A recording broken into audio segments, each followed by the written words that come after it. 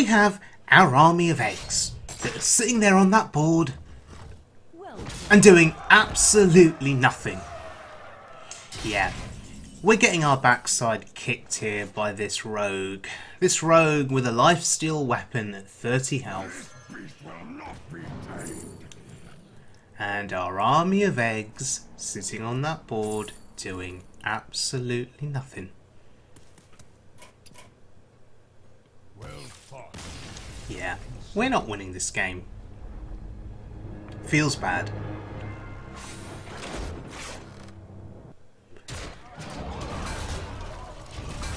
So, we have our Devil's Saw on the board. You know, look at it sitting there looking all fierce. But the Warlock, he's got an army of giants, and really this came down to eggs versus giants, and the giants simply won.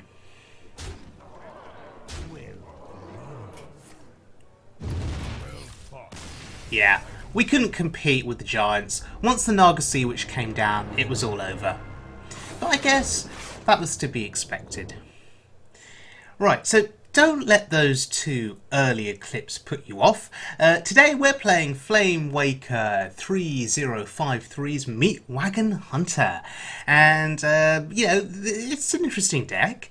I enjoyed playing Reno Hunter so much in my previous video, I thought let's stick with the Hunter theme. And let's try a Hunter with eggs again and see how it works out. So, basically, you place some eggs early on, you then find a way to activate those eggs to trigger the death rattles. And you've got Play Dead, you've got Feign Death, you have Glaive Zuka that can buffer the attack power of an egg and let it attack. What else have we got? We have got Terror Scale Stalker, so lots of ways to trigger those eggs. You just need to draw into them. Meatwagon is an interesting card in this deck. I'm not even sure if it's really needed. Sure, you could summon an egg when the Meatwagon dies, but that's quite slow because you then need a way to activate that egg, to do something to it, with it. Otherwise, as I say, it's a very slow play. You've got the cube, of course, which is pretty good. You've also got Spirit Singer Umbra, which can help. Maybe you can chain Spirit Singer Umbra with the Meatwagon, but I can't say I've really had much of an opportunity to do that. It's perhaps quite situational, but still, all in all, this is a really fun deck to play. Yes, it does struggle against some of the other tier 1 and tier 2 meta decks that are out there, but in the early ranks of this February season, I'm quite happy to play this and just to see where it takes me. Baron Rivendare is another interesting inclusion. You don't see that card played anymore, but in the right circumstances, it's a good fit in this deck. So, let's have a look at this deck in action on the Wild Mode ladder, starting out against a Priest.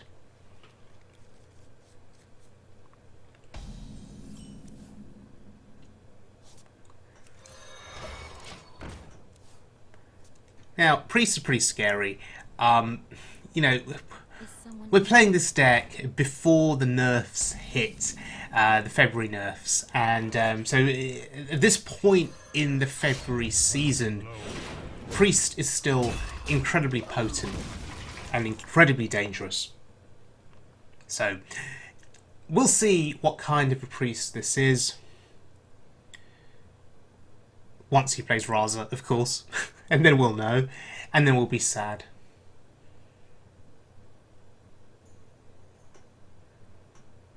What's he thinking about?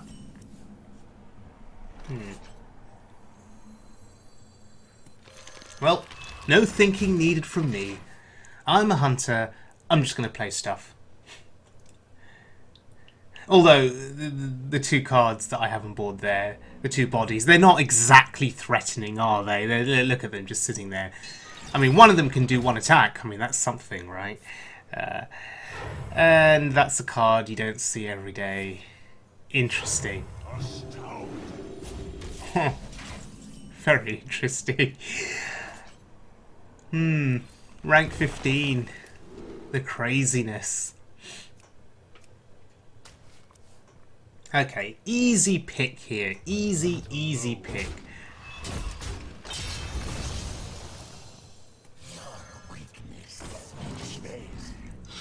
Now, at the start of the video, I mentioned that the idea of triggering the death rattles on your eggs early and getting quite a substantial board presence. I wouldn't call this board presence substantial, but it's still pretty good. The priest is going to have to work hard to deal with it. Okay, I guess that's one way of dealing with the most threatening minion on my board. But still, you know, I can keep generating devil swords, and again he has to work hard to clear. Now, the fact that I've used the cube there, it's gonna provide me with some protection against AoE, because if he pops the cube, I get some more eggs on the board. If he tries to AoE again, more devil swords come out. So yeah, this feels pretty good. Until, of course, he brings out some kind of a silence effect, and then we're sad. But hey-ho. Let's see what happens. Okay, nothing happens. This is good. The question is, how much do I want to commit?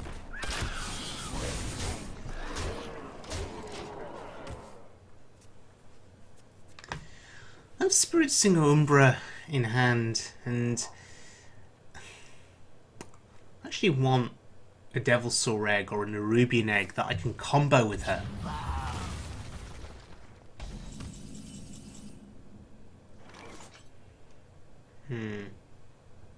I think this will do. This gives me a bit of extra attack power, doing a bit more damage to his face. We've just seen some AoE. What can he do to clear this board?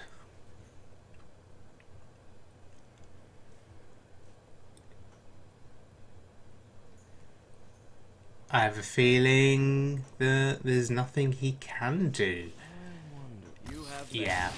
Even if he were to Dragonfire Potion, it's not going to help him too much. So yeah, that feels good. Meatwagon Hunter. Getting a victory. Okay, let's look at another game.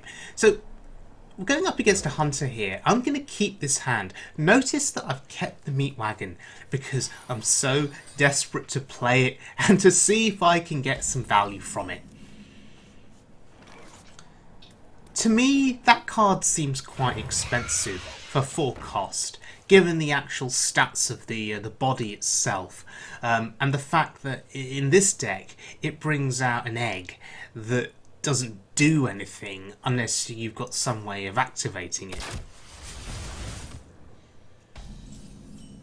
I think what I'm trying to say is that the best way to play Meatwagon is with Umbra, Spritzing Umbra, and then you start to get some value from it, because all the death rattles start to trigger. Stitch Tracker, well, that suggests Giant's Hunter to me, or it makes me think of Giant's Hunter. Now, the decks that play Naga Sea Witch and Giants, sometimes, if you're lucky, they can take a little bit of time to set themselves up, and you can take advantage of that and try and burst them down whilst they set up their Giants.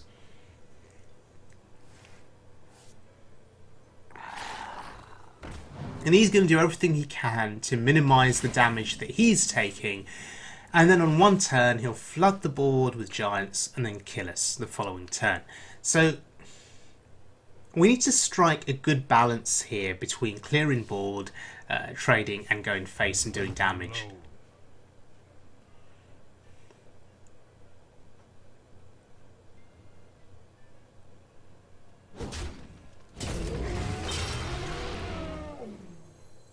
I could play the Meatwagon here, actually. But does it do enough? I don't think it does. On its own, I really don't think it does enough. So I'm actually going to play Nerubian Egg here, and I'm going to cast Play Dead on it. So here we get a strong body down on the board, a 4/4 that he's going to find hard to kill. It's going to help us do face damage, and hopefully we can kill him before the giants arrive. Engaging TC-130 into dislocator. Ooh, now that's a card I've not seen played on the ladder for 6 months, 8 months, honestly. MC Tech, I mean, it used to be common. Back in the day, everyone used to play MC Tech. It's a card that sort of disappeared over the last year, 2 years or so. But surprised to see it. I mean, thankfully for us, he didn't steal the 4/4.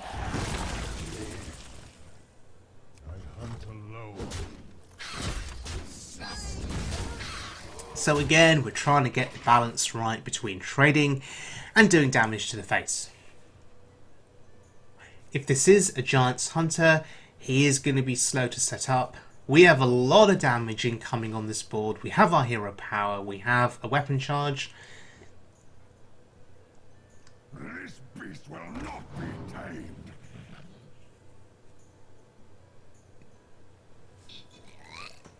And there's a taunt. Okay, protecting his face here.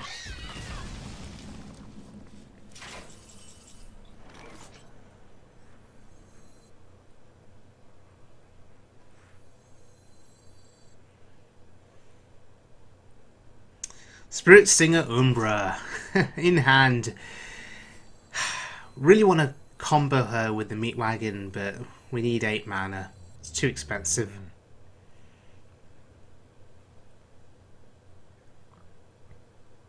Sylvanas is decent. She is sort of a good defense against some giants, potentially. She may let us steal a giant.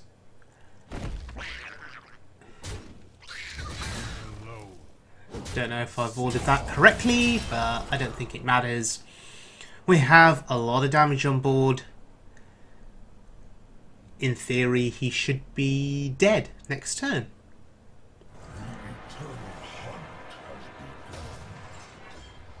Huh.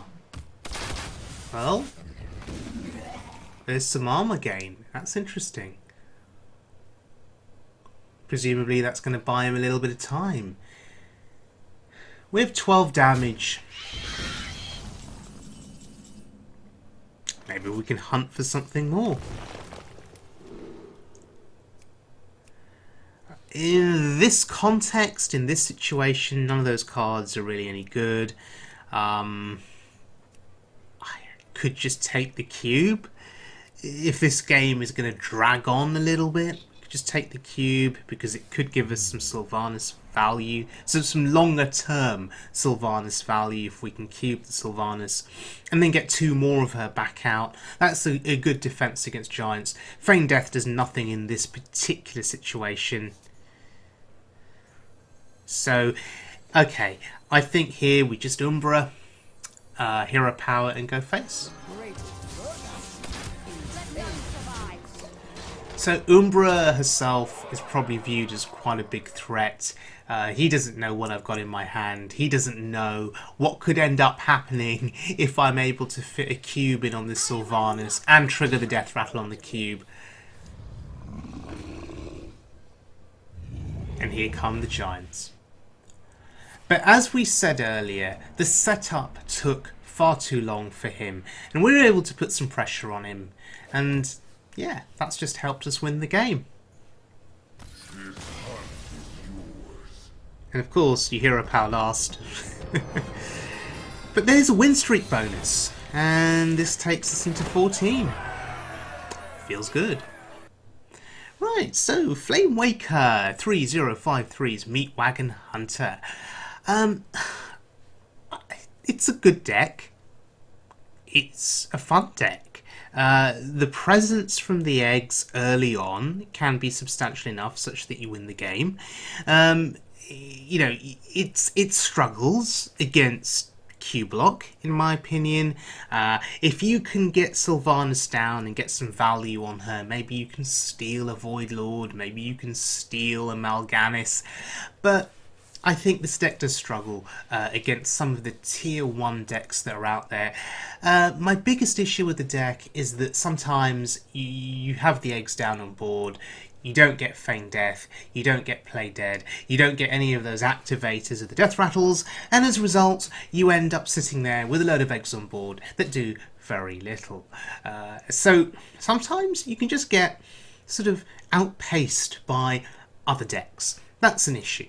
Meatwagon on its own I don't think is powerful enough. Comboed with Spiritsinger Umbra, then it's decent because you trigger the death rattle on the Meatwagon and the death rattle on the egg that gets summoned. That's not too bad, but other than that, it's quite a situational thing to have happen, and you have to be very, very patient. Regardless though, yes, it's still a fun deck to play, and yeah, it let us win streak. I mean, that's positive, right? So yeah, thank you very much to FLAMEWAKER3053 for the deck, and for you guys that have watched this video, I hope you enjoyed it. If you did, please subscribe, and if there are any changes you would consider, please leave some comments in the comments section below. Would you consider Enzoth in this deck, for instance? Is playing Enzoth and just getting a board full of eggs, is that a good thing? Yeah, tell me what you think, and I'll see you guys all again very soon for more wild mode fun.